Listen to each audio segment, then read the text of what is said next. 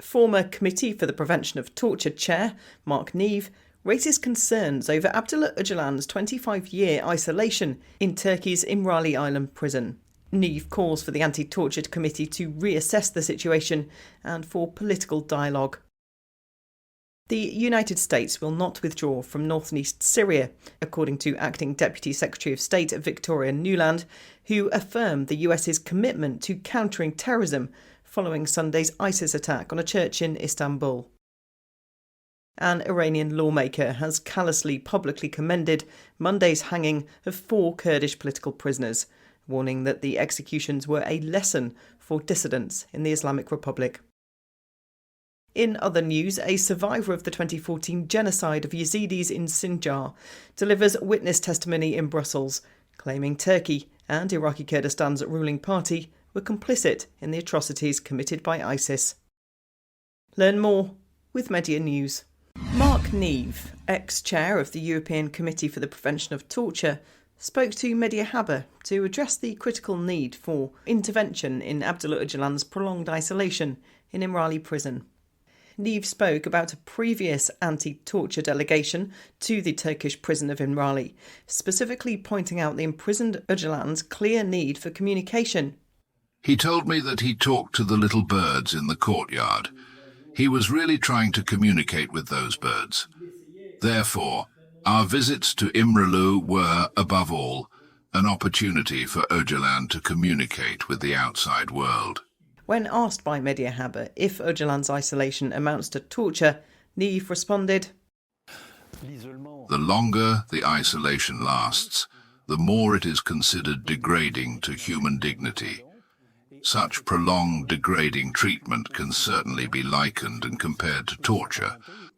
The former chair of the European Committee for the Prevention of Torture also gave a call to action, saying that they must revisit İmralı prison. It must be ensured that the CPT returns to İmralı and carries out a new visit. And the reports that will be released in due course, if they are clear enough to condemn the isolation, should be made available to external actors. US troops will remain in Syria as the threat of ISIS continues, according to the US Acting Deputy Secretary of State Victoria Nuland. "First, let me set the record straight," she said. "The United States is not withdrawing from Syria. As the tragic events at a church in Istanbul demonstrated, ISIS is still active in too many places," the official added. While Ankara and Washington have not always seen eye to eye on all aspects of the fight against terror, Sunday's ISIS attack on a Catholic church in Istanbul and the Iran-linked drone strike on a US outpost in Jordan show a need for cooperation, Nuland said. "We both have strong interests in Syria and Iraq, particularly in countering terror," she continued. As part of the global coalition against ISIS, the United States works in partnership with the Autonomous Administration in north and east Syria and the local Syrian Democratic Forces, who lead the ground operations. And while Turkey accuses the Kurds in north and east Syria of being terrorists, Turkey stands accused of having provided support for ISIS.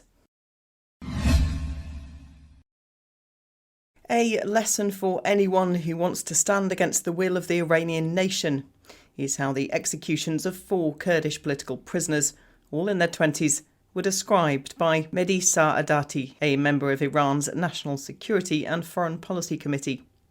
The punishment, as the lawmaker described it, has been decried on the international stage since the death sentences were carried out in Karaj, Iran, on the morning of Monday, the 30th of January. Human rights giant Amnesty International described as arbitrary the executions of the men who were charged with spying for the Israeli Secret Service Mossad. Saadati said, "Cooperation with Mossad has no outcome other than being executed. This is the Iranian nation's demand." The convictions were based on forced confessions extracted under torture, and the defendants were denied independent legal representation or the right to appeal throughout what is deemed to have been a grossly unfair trial. Amnesty said that the men were subjected to forced disappearance in 2022. The 4 were detained incommunicado until families were allowed a first and final visit shortly before the hangings. The Turkish state and Iraqi Kurdistan's Kurdistan Democratic Party were complicit in the 2014 Yazidi Genocide. Participants of a European Parliament conference heard from a survivor on Tuesday.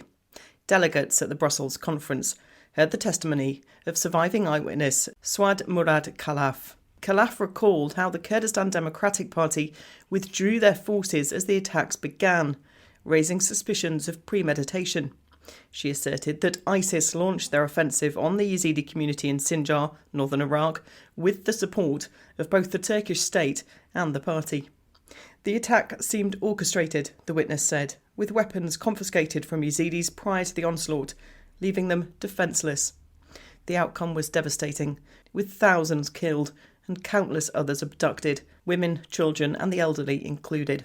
Khalaf said that she would have been sold in a slave market had she not been rescued by Kurdish guerrilla forces, namely the People's Defence Forces and the Women's Defence Units, who intervened and took her to safety. The final session of the conference explored prospects for further reconstruction efforts in Sinjar and recognition of the Yazidis' right to self-determination.